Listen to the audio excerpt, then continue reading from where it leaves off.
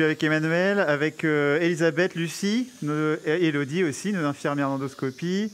C'est Stéphanie qui est notre triade pour cette salle et pour ce cas-là.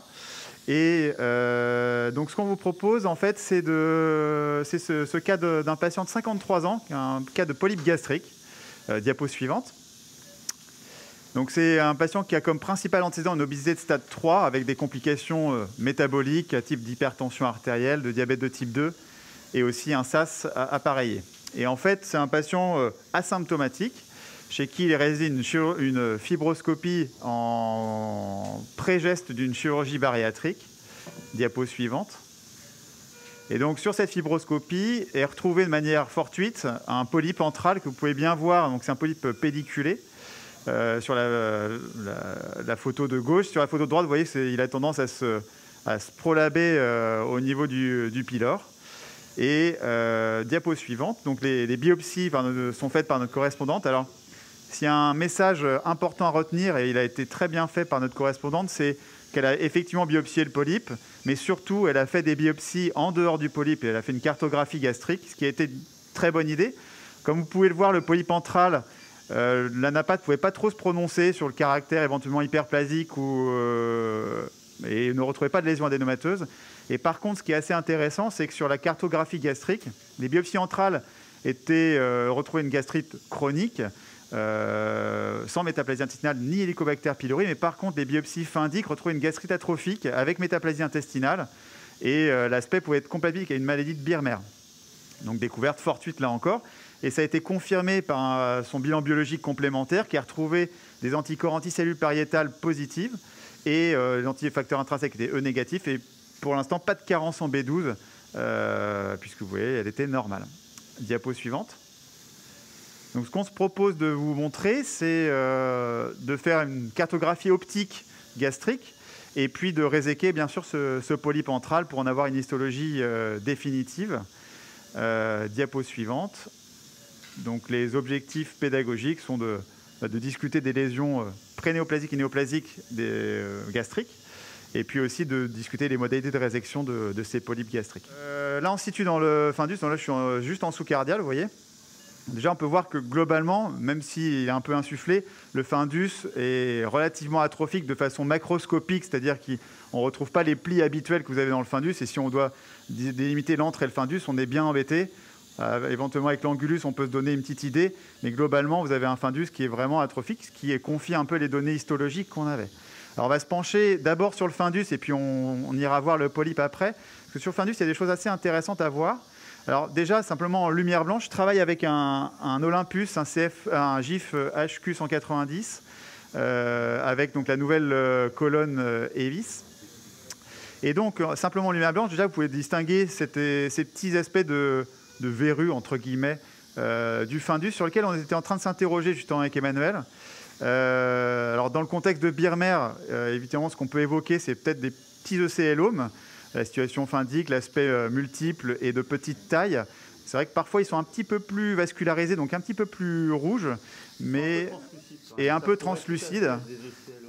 On va passer en NBI. Et on va essayer de vous montrer, parce qu'il y avait une belle association de lésions si on retrouve la zone. Donc, je vais essayer de me stabiliser un maximum. C'est pas facile. Hein, c'est pas simple. Après, on aurait pu utiliser un cap, c'est vrai. Alors, on a un cap qui est prêt. Il faut prendre des caps courts, hein, des caps qui sont des caps de visualisation et effectivement éviter les battements. Tu as des belles plages là d'atrophie. Donc, effectivement, vous voyez ces petites zones à gauche, comme disait Emmanuel, un peu blanchâtres. En fait, vous avez quasiment une raréfaction des vaisseaux, en fait. Ce sont des plages très clairement d'atrophie. On voit aussi sur ces plages d'atrophie des plages probablement de métaplasie. Alors, je vais essayer de faire un petit peu de zoom. Là aussi, sur votre gauche, en fait, qui sont un peu plus blanchâtres, avec un aspect un peu plus allongé de ces cryptes, avec cet aspect un peu cérébriforme. Les anglo-saxons appellent ça le Ridge Villus Pattern. Voilà, donc c'est effectivement un petit peu plus allongé, un petit peu plus épais. Je vais essayer de me rapprocher un petit peu encore, éventuellement de mettre un peu de dual focus pour... Alors les Japonais arrivent même à corréler, alors il y a des papiers où ils corrèlent l'aspect endoscopique et les taux de sérum pepsinogène et le risque de cancer. Ça paraît assez incroyable, mais ils sont forts, voilà, ces Japonais. Ils sont quand même forts. Donc voilà, par exemple, cette zone-là. Alors, il y a un signe assez caractéristique de la métaplasie intestinale. Alors, j'ai commencé à chercher hors antenne tout à l'heure, mais j'ai du mal à en trouver. C'est les fameux light blue crest, en fait, cette espèce d'aspect très bleu, quasiment bleu azur, en fait, que vous avez sur les parties de métaplasie. Ça se voit très bien. La métaplasie intestinale complète, en fait. Voilà. Comme c'est pas toujours complet. Mais là, c'est beau, hein. Regarde en bas, là. Donc là, ouais, on les voit pas mal. Enfin, on les voit pas de light blue crest, mais on voit bien ces zones en fait de métaplasie intestinale. Les cryptes de ces zones-là, ce qu'on peut suspecter être des ECLO, même si on n'en est pas certain, sont vraiment très arrondies, en fait, très régulières. C'est posé la question en fait de début de petites zones hyperplasiques ou alors carrément de muqueuses fundiques résiduelles en fait. Mais bon, on n'était pas certain de notre coup, pour être vraiment clair. Et je pense que de toute façon, on en fera une biopsie pour confirmer cet aspect-là. Tout ça, donc on va repasser sur la partie antrale. Donc vous voyez déjà un petit peu le polype, je vais me mettre en lumière blanche.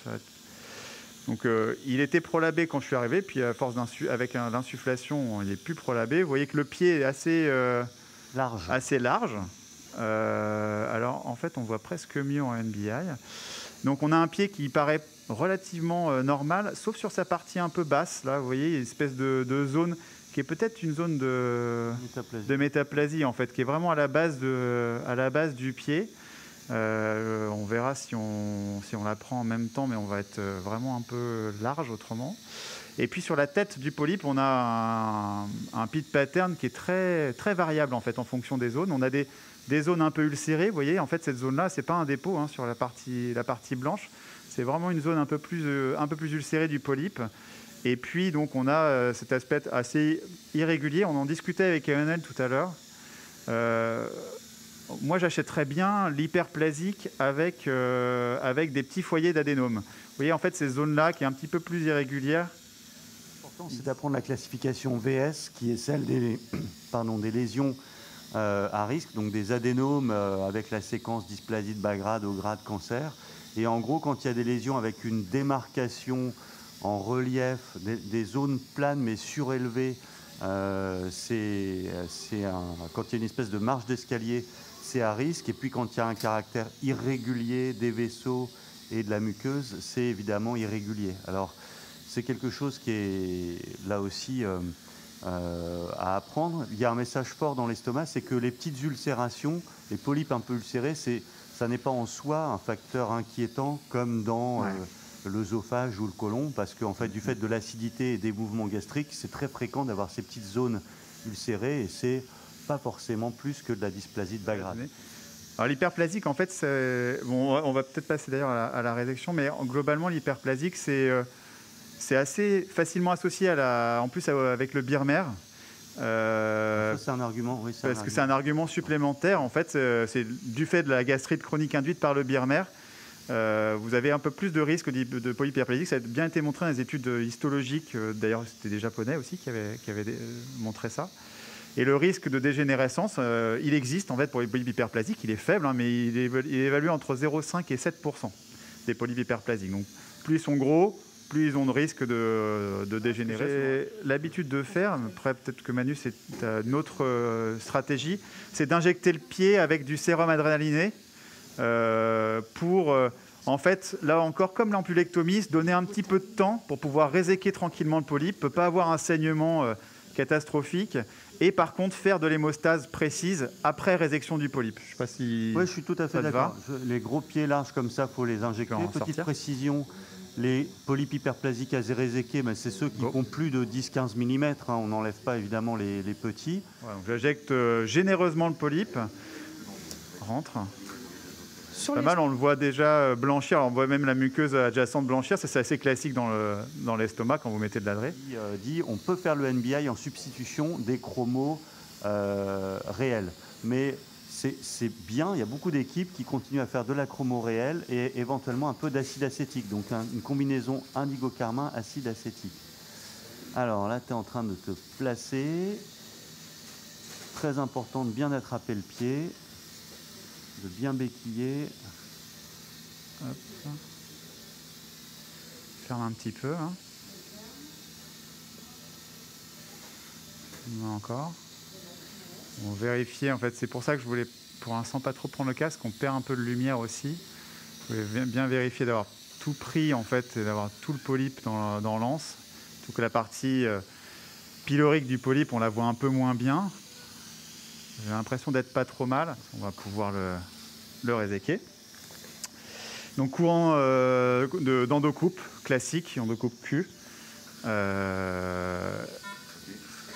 Et donc on va serrer doucement la l'anse. Ça peut être un petit peu long parce qu'il y a un peu de marge. Oui, c'est épais quand même.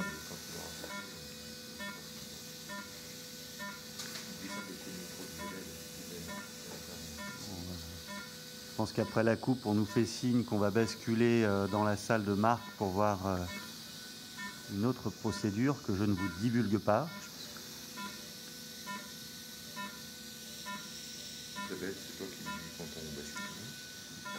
Alors évidemment, il faut être assez patient, il ne faut jamais s'arrêter en cours de coupe, il faut aller jusqu'au bout. Donc pédale jaune, on est en endocut Q. Je ne sais pas si on pourra montrer les réglages du bistouri. C'est toujours été fermé à fond, pas? Ouais, c'est parce que c'est normal.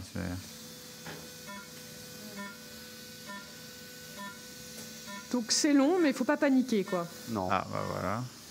Alors ça va peut-être saigner un peu quand même. Moi, je pense que tu auras intérêt à mettre un cap. Les risques de perforation ne sont pas majeurs. Sérum adré. Non, il y a très peu de risques de perfo là-dessus, en fait. Mais par contre, ça peut saigner un peu fort.